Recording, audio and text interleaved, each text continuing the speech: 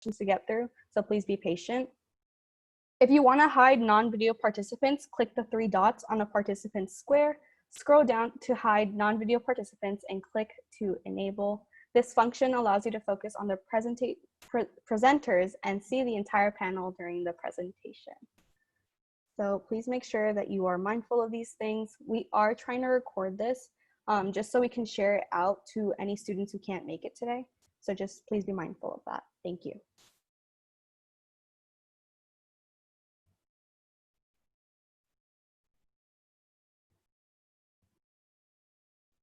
Again, like I said, keep yourself muted, keep your video off, no recording or screenshots, and be kind and appropriate.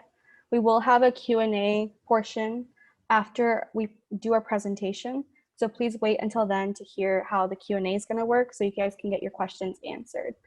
When we are speaking, if you want to hide non-video participants, click the 3 dots on a participant square, scroll down to hide non-video participants and click to enable. This function allows you to focus on the presenters and see the entire panel during the presentation. Thank you.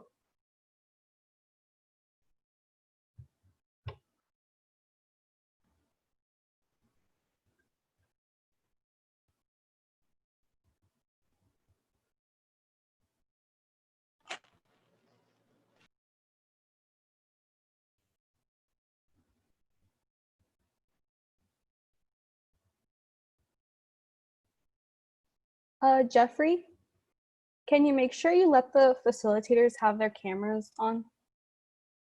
You still have the list, so they should have their name in the participants list. Thank you.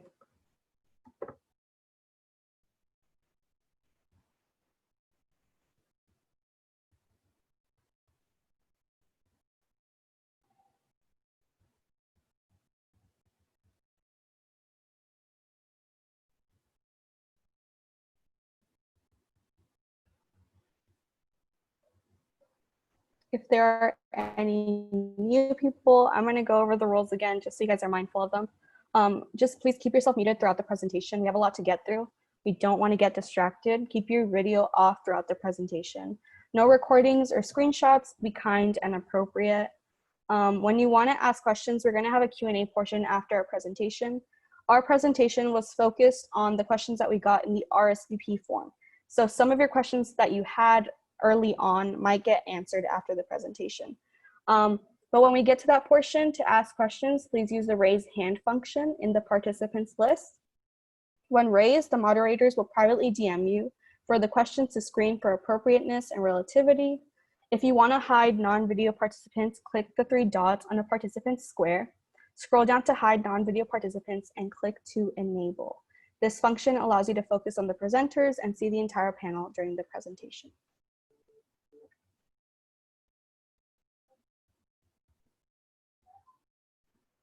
I believe it's about almost time to start.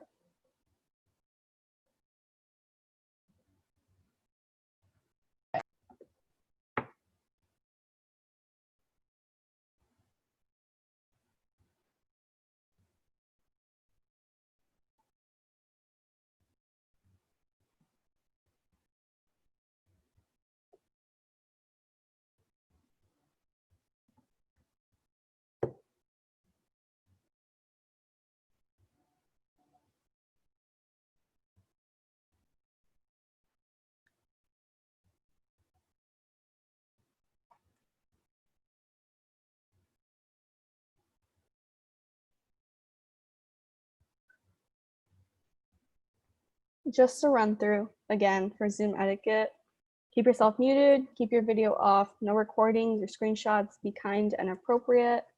When we do get into the presentation, if you want to hide non-video participants, click the 3 dots on a participant square, scroll down to hide non-video participants and click to enable. This function allows you to focus on the presenters and see the entire panel during the presentation.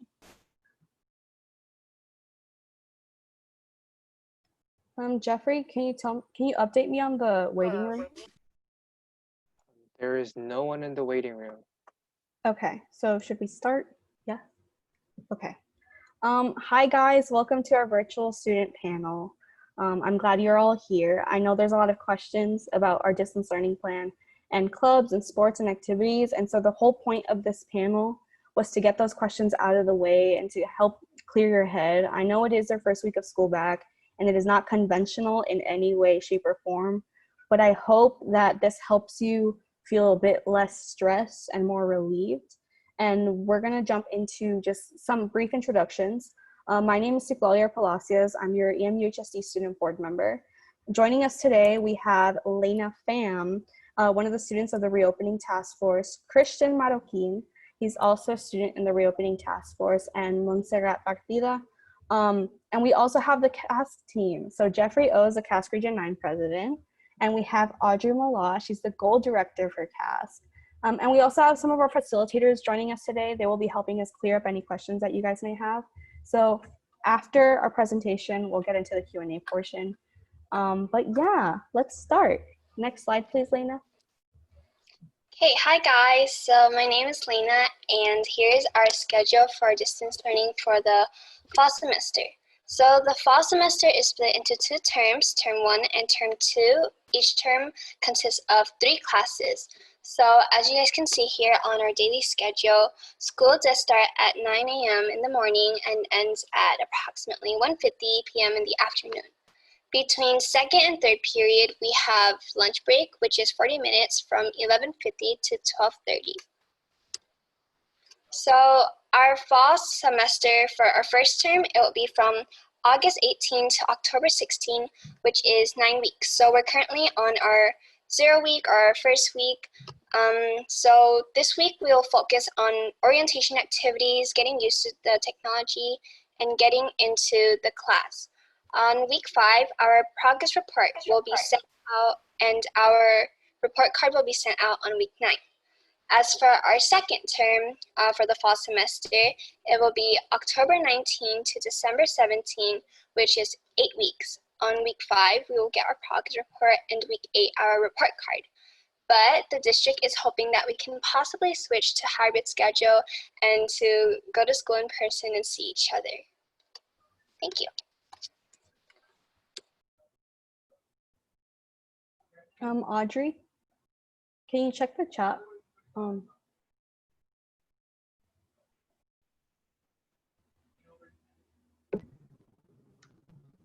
Hi, I'm Christian, and we will be covering SB 98.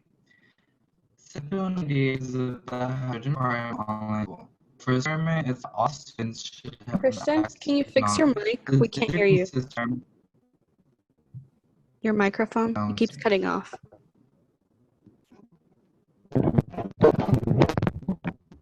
Can you hear me? Yes, thank you.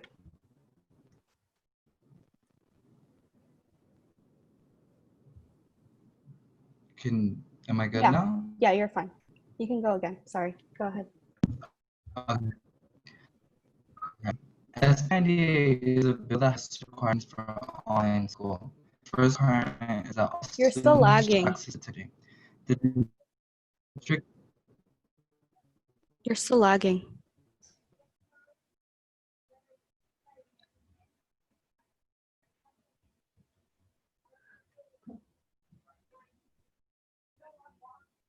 Okay, I'll take over for this one, and then we'll give him his slides. Then the next 2 he'll do.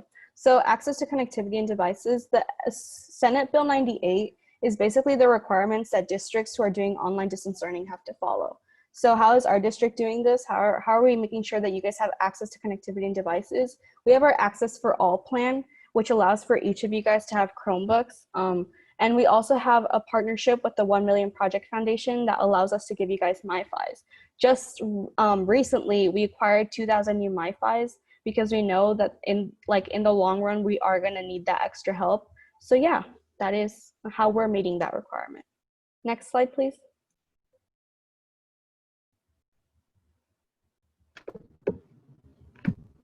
substantially equivalent is saying that in your class, your teachers in your classes, your teachers should provide in your classes actually allowing you to meet the educational benchmark that you would normally meet in a Christian, you're lagging. Is your microphone broken?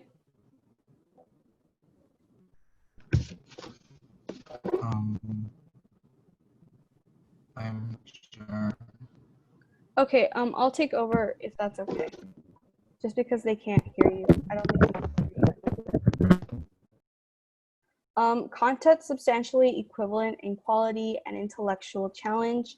That's also one of the requirements that we're trying to meet in the online distance learning plan. So how we're trying to do that is by giving you guys different resources like Google Classroom, Google Suite, Google Meet, and Nearpod.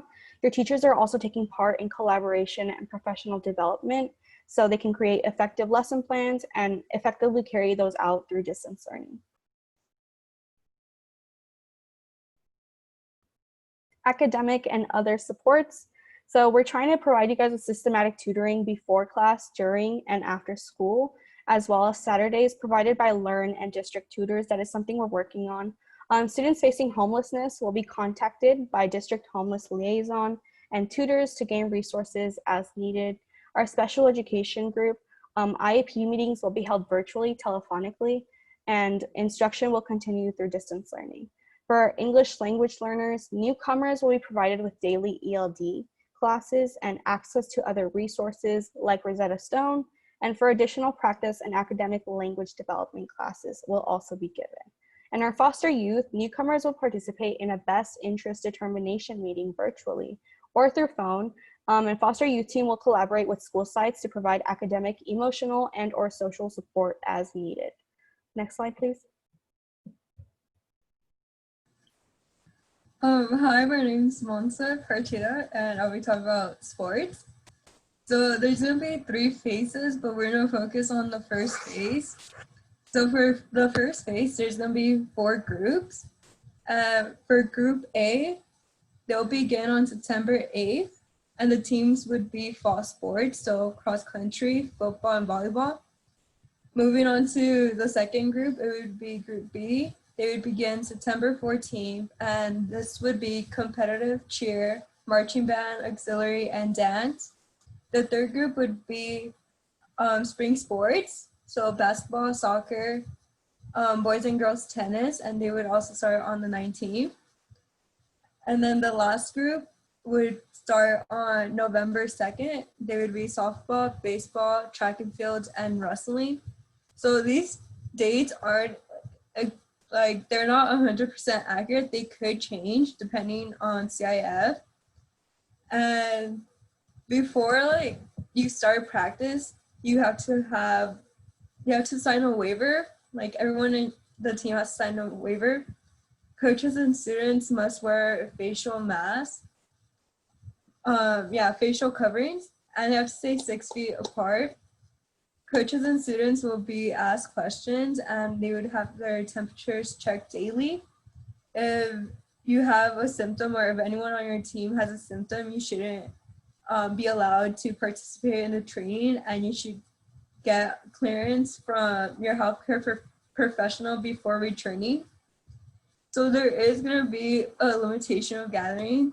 There can't be more than 10 people in a pod. And if you're working out with like 10 people, you have to stick with them throughout your whole workout. You can't change into other groups. These smaller pods would also be utilized for weight training. Faculties would constantly be sanitized before and after a workout or before it's used. And individuals would wash their hands for 20 seconds with soap, and it's highly encouraged to shower and wash their workout gear. Also, you should have appropriate shoes and clothes. So like none of your equipment can have holes exposing foam. And if it does, you should notify the administration. And for your physical activity and workout equipment, you have to bring your own water bottles, towels, and clothing. You can't share with any of your teammates. Next slide, please. Just to add, this is just the first phase of the return to play. You can find the rest of it on the EMUHSD website. We didn't add the other phases because obviously there's a limit in time, and also there aren't dates for the next 2 phases yet, just because the Department of Health right now is like telling us that we should like slow it down, especially because we are on the wait list. If you saw that, Governor Newsom does have a list of counties that are getting hit the hardest with coronavirus, and we are one of them. So we're trying to be safe. But if you do want to see the other 2 phases, please go on the website, and you should, under school reopening tab, there is a return to play tab, and it has the protocols and some responsibilities on there. So yeah, go ahead, Monse. So CIF released a schedule, and it's basically dividing all 3 seasons into 2, the fall sports and spring sports. For fall sports, boys and girls cross country would start December 26, 2020. So it's when they would have their first competition or event. Football would start December 14th, 2020. Traditional competitive cheer, they haven't established a date yet, but CIF should release that soon, I think, hopefully. Boys volleyball would have their first contest December 12th, 2020. Girls volleyball would also have their first contest December 19th, 2020. And for spring sports, baseball would start on March 19th, 2021. Boys and girls basketball would start March 12th, 2021. Boys and girls soccer would start on February 27, 2021. Softball, March 19, 2021. Swim and diving would start on March 13th, 2021. Boys tennis, March 1st, 2021. Girls tennis would be February 22nd, 2021.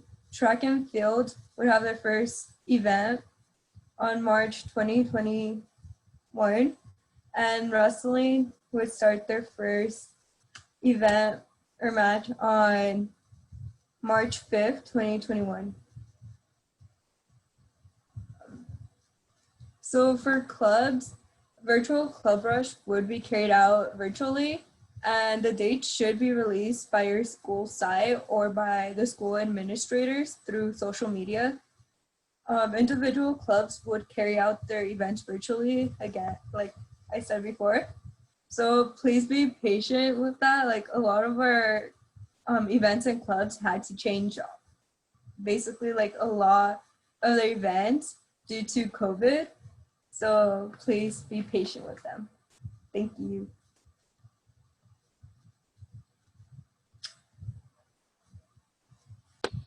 Okay, we will be providing grab and go meals, so we're going to be having curbside meal pickups at 5 of our comprehensive schools. As for students from Fernando Ledesma High School and the Transition Center, you guys will be provided with a meal pickup location that is closer to your homes.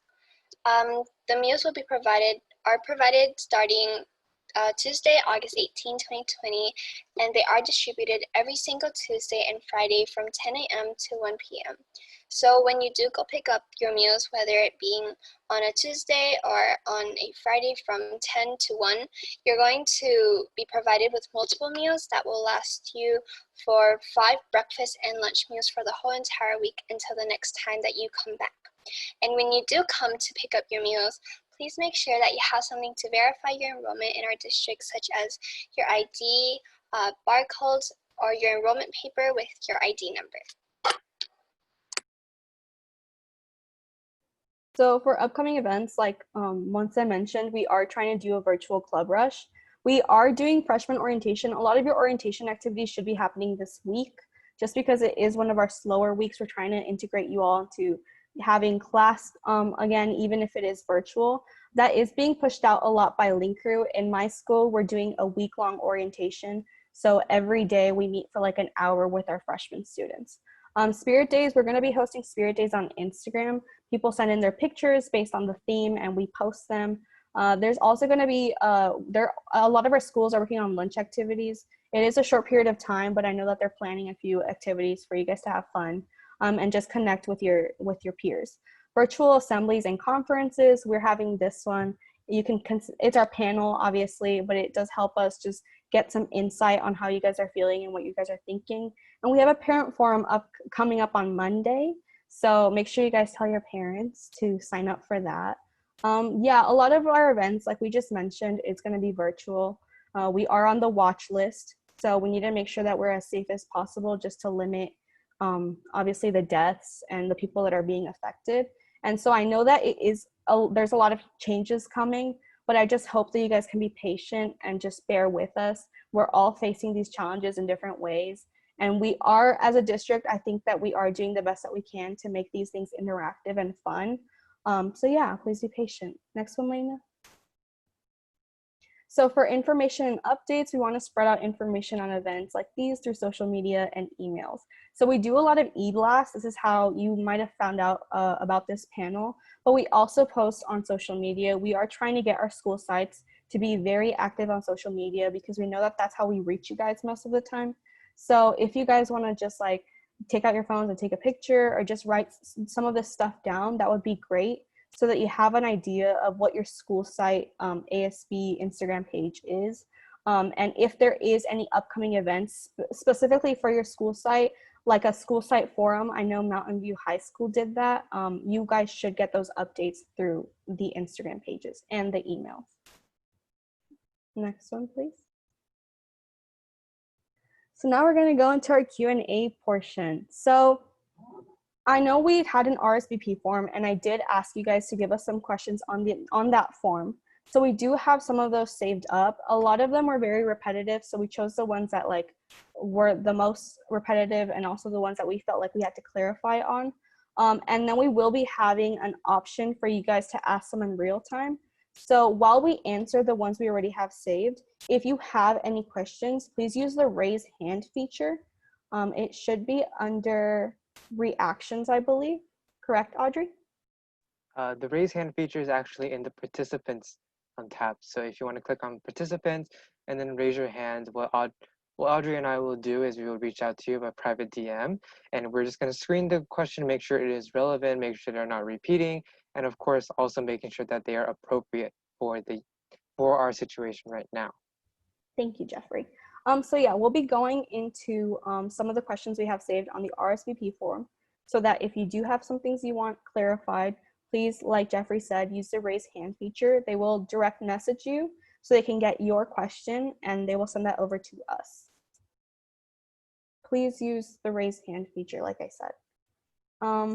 Okay. Yes, and like the chat function will be used by Zitlalic and maybe some other moderators to send out files throughout the meeting or just general information. So please make sure, do not ask questions in the chat. Make sure the chat is clear, and just please use the raise hand function if you do have a question. So one of the questions we got a lot was, why did the district agree on only 6 classes for the semester? Lena?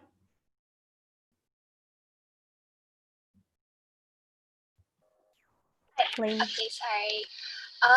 So we did initially we wanted to plan to go to hybrid, like to see each other in person. So our district thought that 3 classes, with each class being 80 minutes, would be the most safe way to go back to school.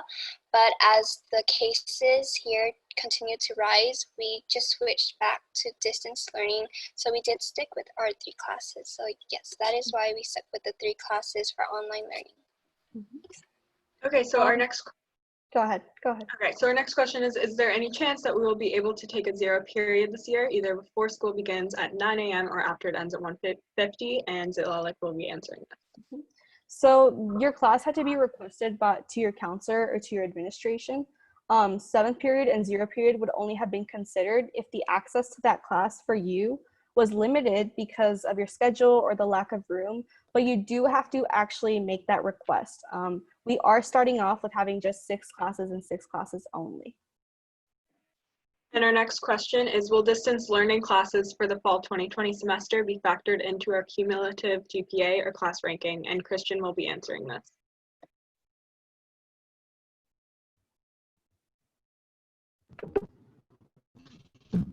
Yes,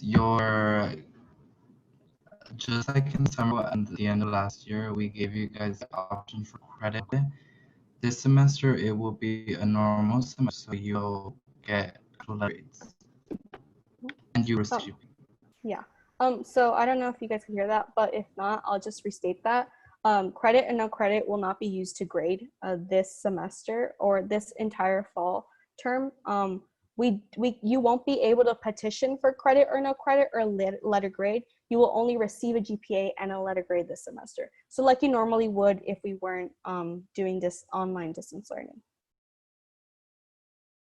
Okay, and our next question is, since the marching band won't have any competitions this year, do we still have a chance to going back to school this year to do some band rehearsal or activities?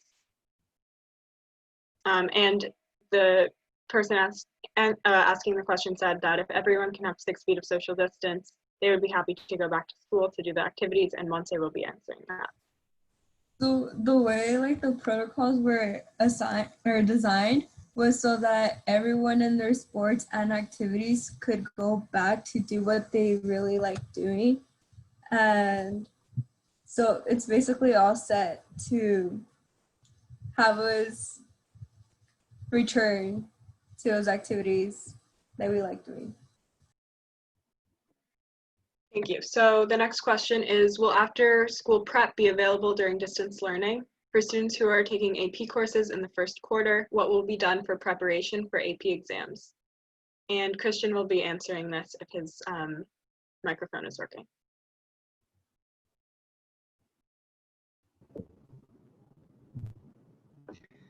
You guys hear me? Yes. Access to tutors will be available before and after school, and most likely. So we, like Christian said, we are trying to make tutors available for you guys before school starts, even having like some sort of, obviously you are learning during class, hopefully, and then after school and possibly Saturdays, that is still something that is a work in progress, but we do want to make that available. The next question is, will credit recovery courses like ROP still be available? If not, will there be any alternatives? And Mr. Cecil, who is a facilitator, will be answering this.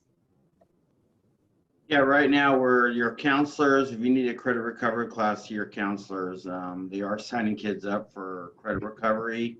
Going back to the tutoring, we are setting up the whole entire tutoring system for during the 75 minutes before you go start your 9 o'clock class and after school, and we're working also on Saturdays to have extra tutoring. And we're also providing support for the AP classes and so on.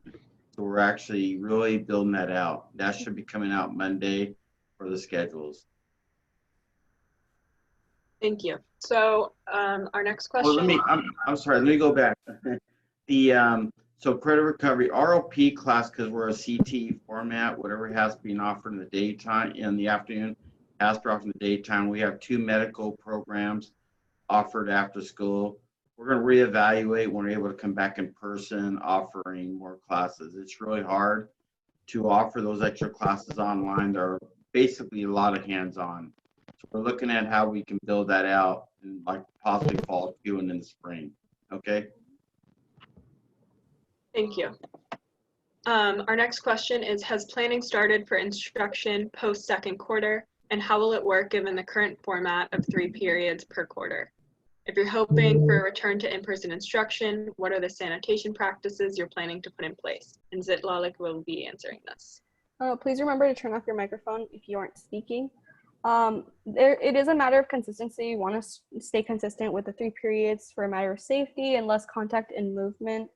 So we are going to go into the 3 period phase. It is going to be, we are trying to get it to be done in cohorts. So there are 2 different groups, cohort A and cohort B, going into, so it would be like Monday, cohort A, Tuesday, cohort B. There is going to be more information let out on that, but as of right now, I just can't give that information out fully because of negotiations.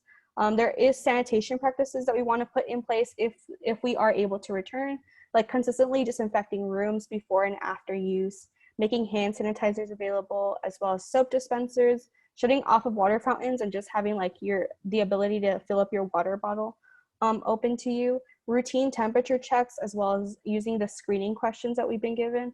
It's like atypical for any other public place to do these things, and we really want to stay consistent with that to help you guys all out. Mr. Cecil, do you have anything to add on this? Yeah, the county has some very strict guidelines for sanitizing the rooms. Mhm. One of the biggest things that we're really conscientious, there's a couple things. The social emotional learning part of our program, and also the disinfecting of our facilities. Whenever anybody uses something, that we disinfect it after it's used. We're really conscious of that. We were actually, before we were told we have to go distance learning and not do this. It's called the hybrid model, where Mhm. we go cohort A, cohort B. In the system, we're set up with 3 classes and 3 classes. Basically, what we're looking at is fall 1, 3 classes, fall 2, 3 classes. So we think of it this way. Period 1, 2, and 3 is the first 9 weeks. Period 4, 5, 6 is the second 9 weeks. So we're set up now where if during fall 2, we can go back on a hybrid model and the health department and the board of trustees says we're good to go. We're set up now where we can go back into that hybrid model. Dr. Zuniga, you want to share anything on this? Yeah, thank you, Mr. Ciso. Again, welcome everyone. This is Dr. Zuniga, Superintendent of the El Monte High School District. It's a pleasure to be here. I do want to emphasize that the reason why we decided a 3-period schedule is the law states under SB 98 that 240 minutes must be completed per day for grades 4th grade through 12th grade. So you figure 240 minutes, we felt that 3 classes at 80 minutes apiece would be sufficient between a block period that's traditional in our, between our block periods at South and Mount View, which are maybe about 100 minutes or so. And then you also have our traditional classes, which are about 50, 55, 56 minutes overall between the 3 other high schools that are traditional schedules. So we thought it was fair to do about 80 minutes and meet us in between. And therefore, the main primary reason is to transition slowly into hybrid and continue the 3 periods. On top of that is, when you think about it, is look at what happened in the spring. We were overwhelmed by having 6, 7 classes all at the same time. Having you learn at home and our teachers teach from home as well was new to everyone. So we saw the challenges that having periods every day consistently was not happening and was not conducive to a good learning environment for all kids. So we felt that the 3 periods would provide us oversight, would provide students with the opportunity to succeed and not be overwhelmed with not just school, but other stuff that's happening in their lives at home. Personally, given the pandemic and conditions that we're living in, it's not easy. So we felt that the 3 periods would be sufficient. So we're hoping that even with the traditional schedule, we're able to cut back and have these safety parameters in place and ensure that us as a district are prepared with the equipment that's needed, the cleaning, the sanitizing that's needed in the restrooms, from the water faucets, from the time you arrive to school in different cohorts. So it's going to be a challenge. I believe that in about a couple of weeks, we are to go to the board on the 25th, by the 25th of September, and to let them know our recommendation, whether we continue with online learning term 2 of the fall semester, or that we transition to hybrid possibly for the term 2. That's going to be under the condition that COVID cases are reduced not only in the county, but also within the communities that we serve, including the bigger one, which is El Monte. And keep in mind that when you look at the county data, which city probably meets the top 3 highest cases? And my response is going to be here in El Monte. So we also have to be cautious and worry about that, because that's something that we are going to be impacted by our community and the cases. So we need to do a good job, not only in the county, but also in our community to transition back. Okay. So I know Dr. Bristow, you are here as well. He's the principal at Rosemead High School. He is spearheading the Health and Safety Committee too. I'm not sure if you want to add anything about the safety or what we've worked on the task force. Yeah, I don't want to go too long and labor us, but we were looking mainly at originally, as we said, at the hybrid model, because we want to take a look at what was happening when you had a large group of people on campus. And so we took the states and the county's recommendations in our section of the report and went through and had 14 elements that we looked at and tied them all back to the 5 components from the county that they wanted us to look at, as well as what the state was having us do. we did look at making sure that we had enough personal protective equipment, PPEs, not only on hand. To give you an idea, we know that we have 90,000 face masks, and with the coordination of our purchasing department, and as well with maintenance and our risk management department, we're able to look at that. So we know we've got a great supply of things on hand if we all do come back. And the state, give an example, has said that we need to have at least two face masks per person at a time. And so we had to calculate that out to over 11,000 face masks per month. And so we know that we've got several months in supply. And then as that starts, then we would buy more so that we didn't run out at one time, that would keep going on. That's just one example. The other is, even as we are now on kind of a skeleton crew, for example, at Rosemead, and I think all the other schools have something similar, is that if you come on campus, you have a single point of entrance. You're asked the 5 questions, and we make sure that people don't just go through and really quickly answer them. We stop, we bring them back to different questions, make sure they're answering it, because after doing it every day, it can become an old hat, and you don't want people to forget, oh, I was with somebody last night. You know, there's brought up to their attention. And then as well with that, they're given a temperature check, and then we log. We've got 3 types. We've got certificated staff, we've got classified staff, we have guests. We log where that they were there, and then we also log where they're going. And that way we know when the maintenance crews go through, they're able to look at the sheet, go specifically to those rooms, disinfect those rooms so that it's ready for the next day. So it's an efficient use of time and space and money. So those are things that we've done, and they're all in the report. Thank you. Okay, so we are going to move on now to the questions that have been asked as you guys are raising your hand. And again, if you have additional questions for right now, then you can raise your hand and you can private chat that to our moderator, Jeffrey. So the first question that was just asked is, what period will sports be taking place? And if someone wants to sign up for an additional sport, how is that done? And that's a question for Monte.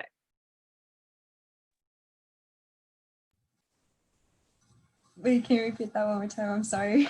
Yeah, so what period is sports going to be taking place is a question. And then also on the note of sports, how do you sign up for an additional sport? Well, I know for me, I have athletics, and it's gonna be in my 2nd term, so I'm not gonna have it this like for my 3 periods. I'm gonna have it my next 3 periods. So I'm pretty sure it's gonna be the same like that for everyone else that has athletics. So probably be in the next term.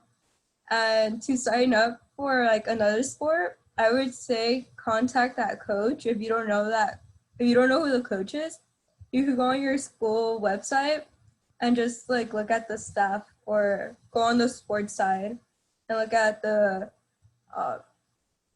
sport, and then who's the main coach.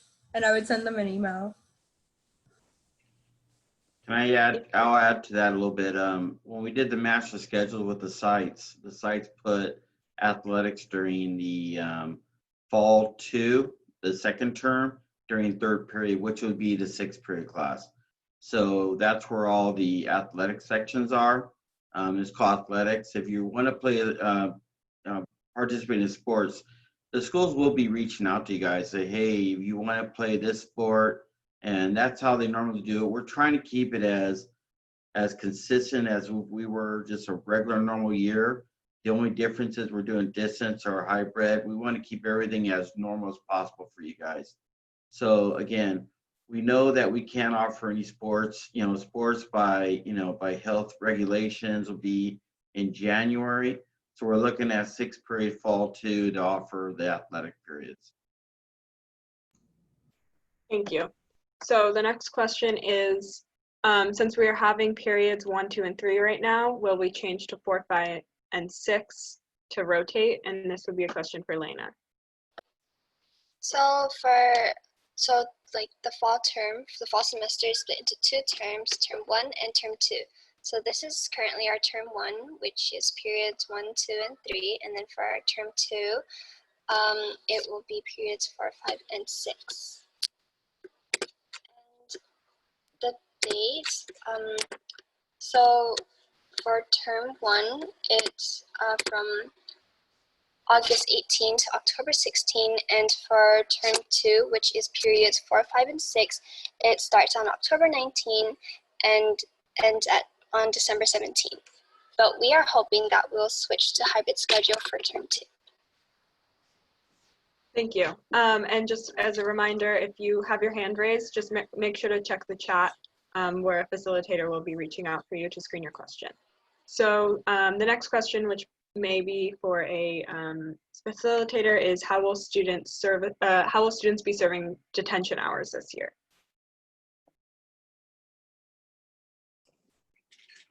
Hi, my name is Alejandro Leon. Oh, sorry.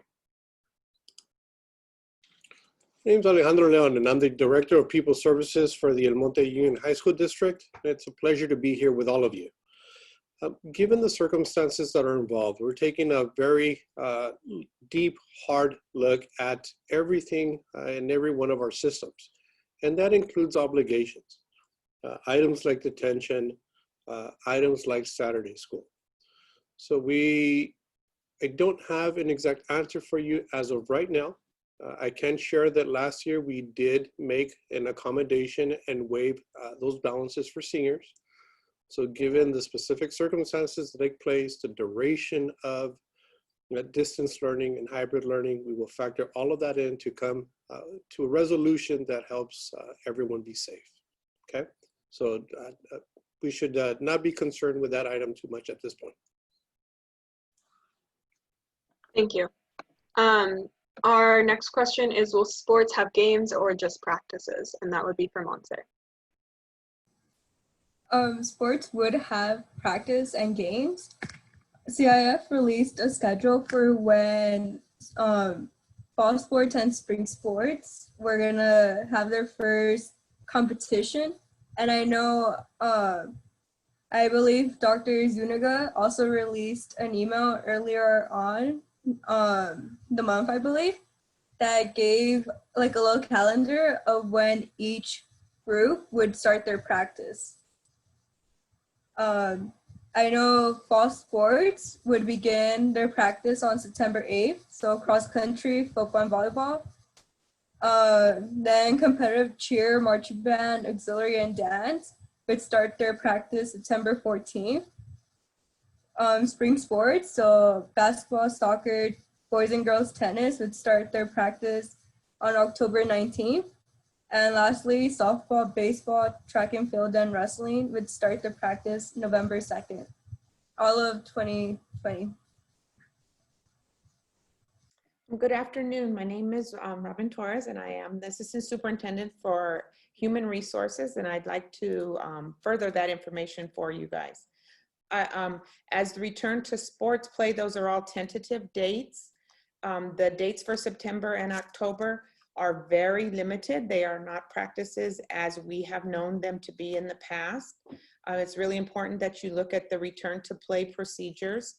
Many of those are with 10 students or less, and they have to be with the same students. They are only used for training, no physical contact, and no use of equipment. So those dates are only for intro level training sessions only. That's not full practices as we have known it in the past. Still, we are under the watch list for LA County and the Department of Public Health. So those dates might be changing. We will know more about those dates next week and putting out a bulletin with that information. It really depends on our numbers in LA County and how safe we are remaining. But those initial dates will be small groups, and those will not be regular practice as we've known it. If you look at the return to play protocols, you'll see on there the CIF documentation and also public health documentation as the restrictions for those training sessions starting. Thank you. So the next question is in regards to face masks. And the question is that, are there enough face masks for 2 per day for students or per week? and if they are reusable or not. Dr. Bristol, would you like to answer this? Yeah, I answered part of it earlier. Yeah, like we said, we made sure that we had enough face masks. Over 11,000 per month are needed for our district. And right now on hand, we have over 90,000. So we know we've got enough to start with. Saying that they are disposable masks. So it wouldn't just be just that mask. We're right now stating 2 per person. But we're also encouraging people. We've got a whole list of certifiable items that you can wear that come from the Department of Public Health as well as from the state, such as bandanas and other types of face coverings. And it gives examples in our report that shows how it could be, how it needs to be worn, what it needs to cover, and then some practical low-cost things you might have around your house. So I think with the combination of those things that we have got plenty to move forward with. Thank you. So our next question is regarding sports, and it is there a chance that we can obtain PE credit through something like marching band this year? And that would be for Monte. I'm not really sure about that one. Ms. Torres, would you be able to help me out on that one? I would be able to help you out on that one. So marching band, really, we do not have that in our board policy currently as receiving PE credit for that. So that would be a change of board policy, and that would also be a credentialing issue, meaning that the band teacher would also have to have a credential to teach PE in order to offer that PE credits. That has been discussed a few years back, and that might be something for the principals to bring up in their next meeting if that's something that the students and parents are interested in. Thank you. So our next question is there a procedure in place that would trigger 100% online learning if a hybrid model is used towards the end of or in the future? And is there procedures to handle an outbreak? And that would be for Dr. Bristol.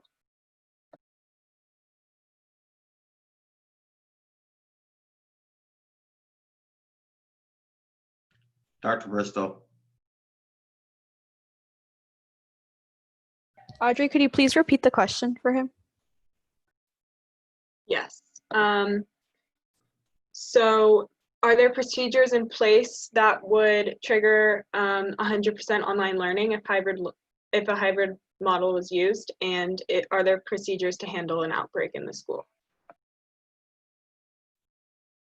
So, and I think that you're directing that question to me. So they look at the cluster models, and I know that there's given specific numbers from the state and the Department of Public Health that talks about when schools would, if you're back in session or if you're in session, of when you need to pull that school down and close that down, but it's not for a whole district. And then that school would then go into a distance learning. So they break it down into smaller parts. You know, I'd have to go back in the report to find the exact details, but we do talk about that.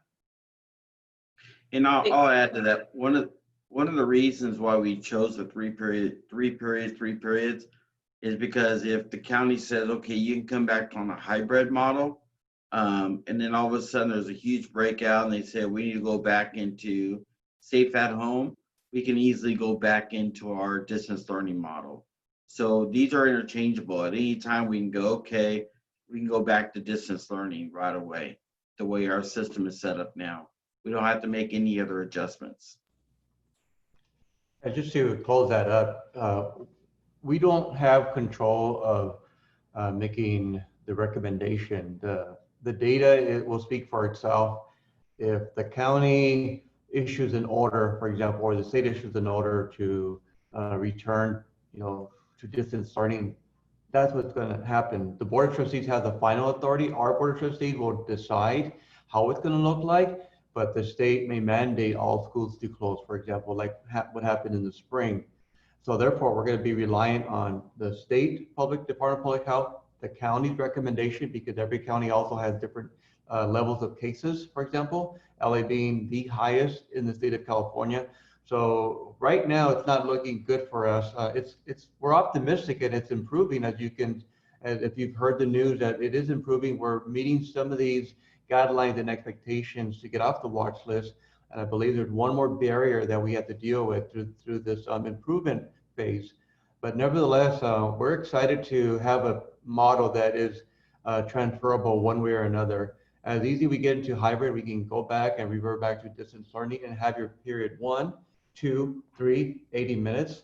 And in order for you to succeed and complete your credits on time, I think that was a win-win for all of us to understand and look at. This model was built for success in high school programs because you have different types of teachers with different credentials. Thank you. So the next question is, how can we see what days we are going to have a game on for sports? And that would be for Monse. Well, to see what day we would have a game on, that's still not, I don't think that's still released. But I do know, like I said before, CIF did release their schedule of when each sport would have their first competition. Ms. Torres, do you know anything about that? I do, thank you, Monse. So the athletic directors have been working over the summer when CIF did change the dates, and they do have proposed schedules coming up for all of the new seasons at each of the school sites. So I would suggest either talking to the athletic director or even, usually they post that on the school calendars also. I'm not sure if they've updated the school calendars yet, but those should be updated soon if they haven't been already. The athletic directors do have the new proposed schedules though.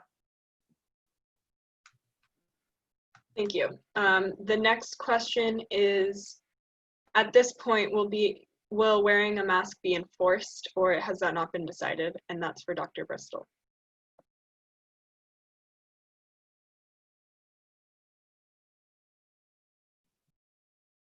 I had a technical problem there.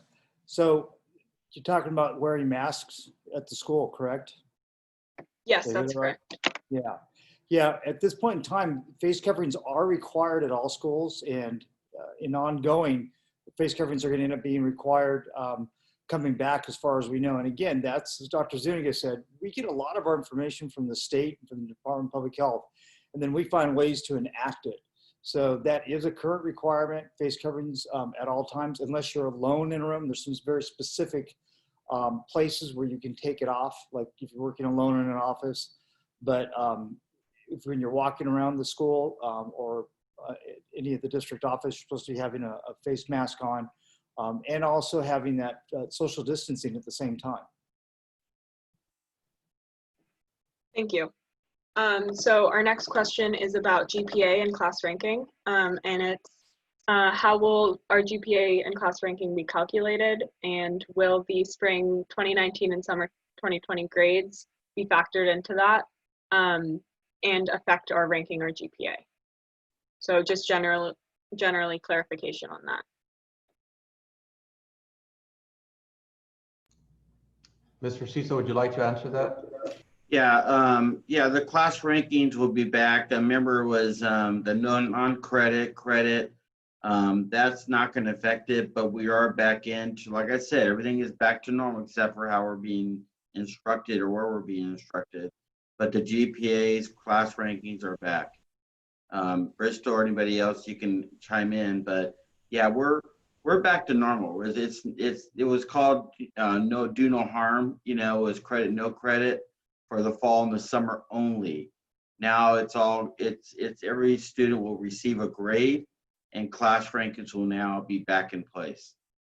Yeah, and you should be seeing, if not this week, in the beginning of next week, you should be seeing a syllabus and how the teachers are grading and how things are weighted and all that.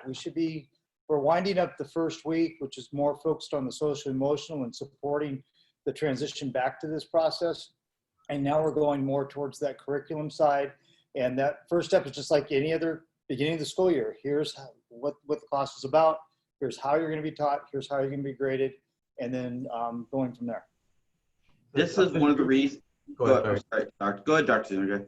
Just to recap, I want to be clear that the spring semester 2020 and the summer 2020 does not count towards graduation GPA cumulative. That means it's an internal board policy That does not mean that the university that you select, maybe outside the state of California or somewhere it's a private school, can't factor in that grade. That's why we provided the option for students to select a grade or get a no credit during our board policy changes that we had in the spring and also in the summer.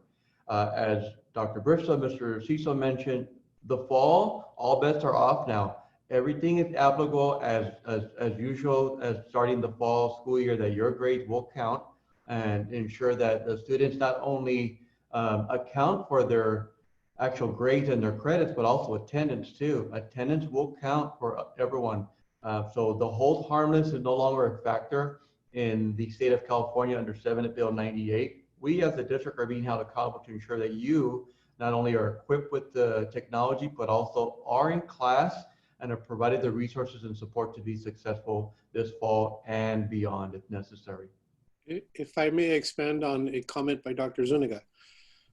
Again, Alejandro Leon, Director of People Services.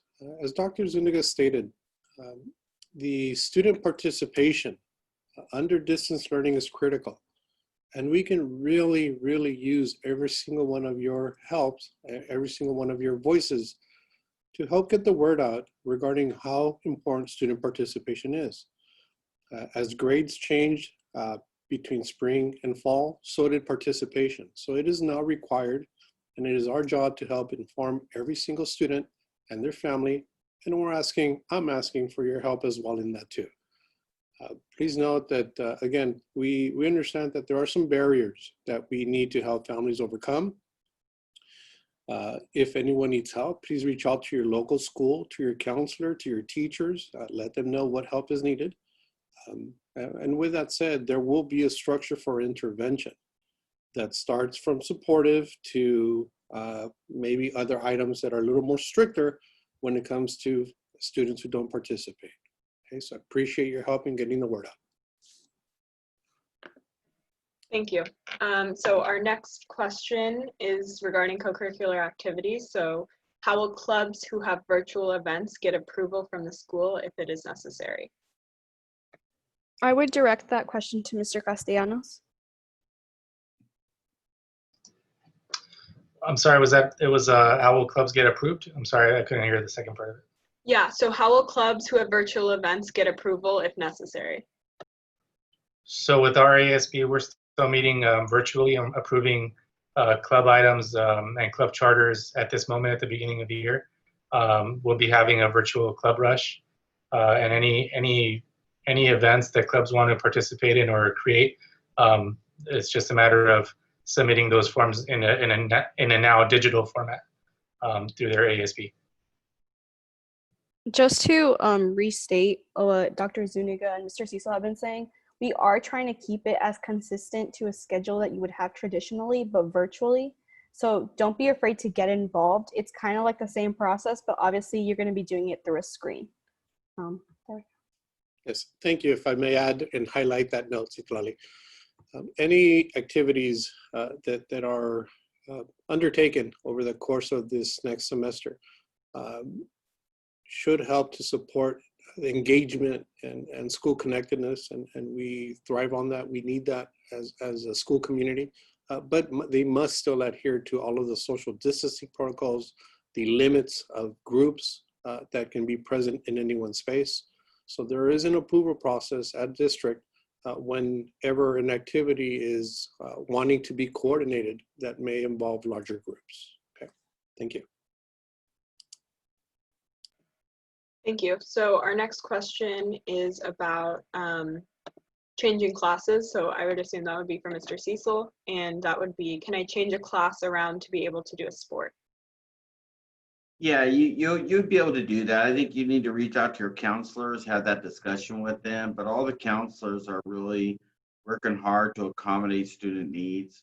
So that's something like right now when I look at the athletics periods, normally, during the 6th period regular season, you'll have 60, 70 kids in each athletic period. Right now, they're really low because that we haven't had kids go out for sports or play sports. And usually the counselors are really good at moving kids around, moving their schedules around. What's nice about this year also is our average class size in our district is under 25 students right now. You'll notice your classes are really small. That's because each teacher is teaching 3 sections fall and 3 sections, fall too. So we really did that by design. And so there's really, except for performing arts and PE, there's no class over 33 students. And the average is about 24, 25 district-wide. So there's movement that can be made and change your schedules around. That's a conversation you'd have to have with your counselors, okay? And just to add, if that's okay. So with the having smaller pods of classrooms like 20 to 21 or 21 to 25, it does help with the individual learning of a teacher and a student, because there is less students that they have to take care of or emphasize their learning on, so that you really get that one-on-one learning. So I know it isn't ideal to be doing distance learning, but I do think that having smaller classrooms really helps you get that one-on-one and have take advantage of those office hours. Thank you. So the next question is also related to curriculum and instruction, and it's, do you know how the SAT will work for juniors, and is the school involved in that process? I don't think we've gotten the guidelines. That calls under our director of curriculum instruction. We haven't gotten those guidelines yet, if it's going to be similar to what they did last year. So we're still looking at, the AP tests and getting guidelines from, how that's going to look. We haven't got those guidelines yet. Have you heard anything, Robin, on that? Yes, I'd like to chime in on that. For this year's graduating class of 2021, SATs will not be required for any Cal States or UCs. And right now, we were under the auspice of, if the students they don't have a virtual testing area yet. So in Southern California, it's testing is not available because it would need to be in a group of larger than 10. So we're going to have to hold off on any of that. But for right now, UCs and Cal States have stated that that test will not be required for entry level for applications. But private schools, we haven't heard on that end. Some are and some are not. There's and some out of states are and some out of states are not. So if students aren't planning on doing anything but a Cal State or a UC, it is advisable that they look into it and stay on top of that. And I'm sure our college and career coordinators will also be letting all of our juniors and seniors know. I know they're working hard and trying to get all of that information out. Thank you. So our next question is about technology and students that are having difficulty with internet connection. Are there resources that can be used to stabilize their connection so they can be present during live instruction? I could answer that question. Of course, we have an inventory of MiFi devices that every kid has the right in our district to have if needed. So if your device is not functioning appropriately, please contact your school first. We have a director here who is responsible for the oversight of technology. He's our chief technology officer. He'd be more than happy to help out and direct staff at the school sites to assist you. We are working on some pods for our schools to have, if allowable, because right now it's not allowable, we start researching to provide opportunities for kids to come onto campus in small groups for study sessions and study opportunities during the instructional period. So that means that if I don't have a place to complete my classes at home because it's just too loud and too noisy, we're doing our best to work with the county to allow us to have these pods, these groups of small settings where the kids just come in there and do their work, internet access, a place to do their work quietly, to engage with their classroom, but actually on campus. Parks, LA County parks and libraries are currently working on a program too to provide space for students who need them. So if you also will go to a local library, for example, because right now it's probably too hot to be outside, they most likely will provide you or direct you to a location where you can complete and have access to technology too. So that is actually a county guideline that was provided to the county parks. And we do have a few county parks here and also libraries that provide that opportunity. But us, for our district, to provide you, we're working on that, and we get the green light for our school district to allow us to have students on campus in small groups. I believe it's no more than 10, with the guidelines for as far as health and safety parameters. We want to do that as soon as we can. Thank you. So just following up on that, since there was an additional question specifically about the MiFi devices, could you clarify that with unstable connections on the MiFi devices, what resource they can go to stabilize that? Sure. I would first start off with the school administration. We have a technology technician at each of the school sites, so they will directly communicate with admin, perhaps swap, and we'll reboot or we'll try another MiFi device. And if that is not working, then we will, from the district, look for another option or alternative. It might be the service, it might be the area. So we're gonna have to troubleshoot what's going on in maybe where the student is either signing on from, et cetera. So we can troubleshoot that, identify what the issue is. Thank you. So our next question is related to curriculum and instruction. So will the both upward bound programs still be available this year, and how are they going to work? I believe they still will be. We haven't, I believe the counselors are working with that. Bristol might be able to add on that, but we are still, like I said, everything is as normal as possible. Everything is to be Zoom or Google Meets, but we still plan to run all these programs. So yes. I do believe that Lena might be able to, I know she participates in Upward Bound also. She might be able to have some more information on that. I think you're mistaken, Ms. Torres. I'm not in Upward Bound. I thought you were in Upward Bound for PCC. I'm sorry, Lena. Oh, it's okay. Okay, I know over the summer that Upward Bound, they did do virtual sessions, and they still planned on doing that. They went through with the recruiting for the new students and everything. So I'm sorry, Lena, I apologize. But our organizations, I don't know if any organization said, no, we're not going to do it because it's distance learning situation. Everybody's going virtual now. We haven't had any outside groups saying, no, we're not going to participate with your district this year. Thank you. So those are all of the questions that we have for the real-time Q&A. And just to clarify, if your question was not answered, that means that it was answered before. And this whole meeting is being recorded. And none of the facilitators got the questions that were just asked beforehand, so I really appreciate all of your responses. And that's going to close the Q&A section. Moving on, I know Jeffrey wants to have a bit of a conversation with you guys about some CAS projects. So Jeffrey, if you want to take the stage, that is available for you. Of course, give me a second here. I'm just gonna share my screen real quick. So we have 2 CASC events that are coming up, and I want to invite all of you to join us. So our first event is called College Talk, which is where we're going to invite CASC alumni and college students to come talk to all the juniors and seniors in all high schools in LA County. Just talk about the admissions process, what college life is like, and how, like, which scholarships to apply to, because that is important to a lot of students. It will be taking place September 12th from 2 to 5 p.m. It will be on Zoom.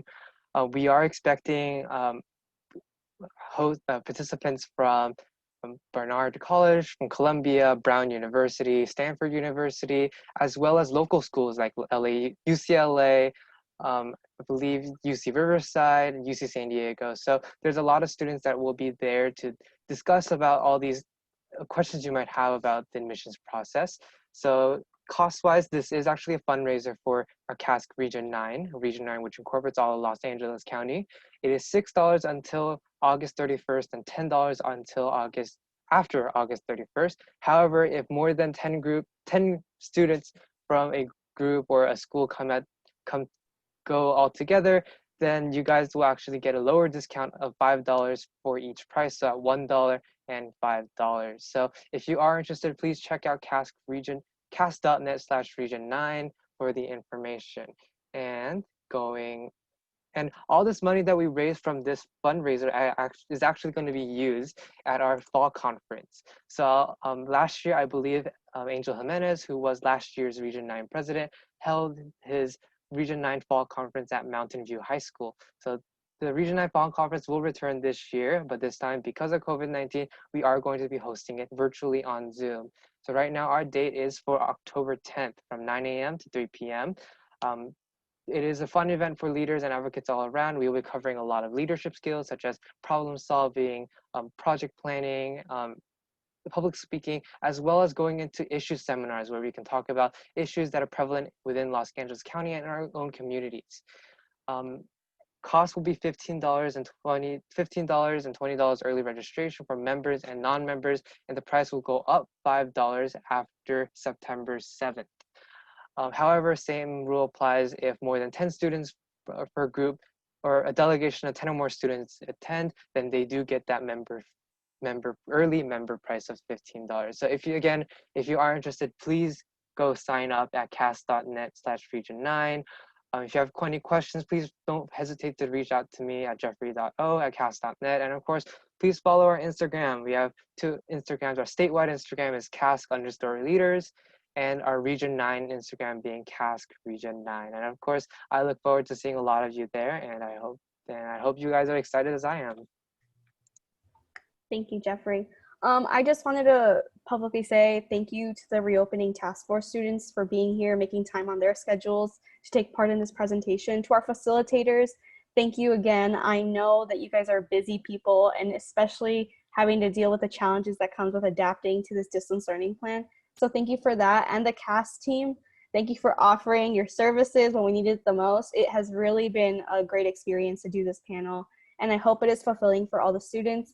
I did put my email in the chat, so if you do have some questions, feel free to always reach out. I will try to get those responses to you if some questions weren't answered. We also have our facilitators, and I would be willing to reach out for you so that you get those questions answered, because I know that there are a lot of questions, and I'm sure there are a lot of concerns. And as we go doing this distance learning thing for this fall term, I'm sure there's going to be more coming up. So always feel free to reach out. And I don't know if Dr. Zuniga or any of our facilitators have anything to add.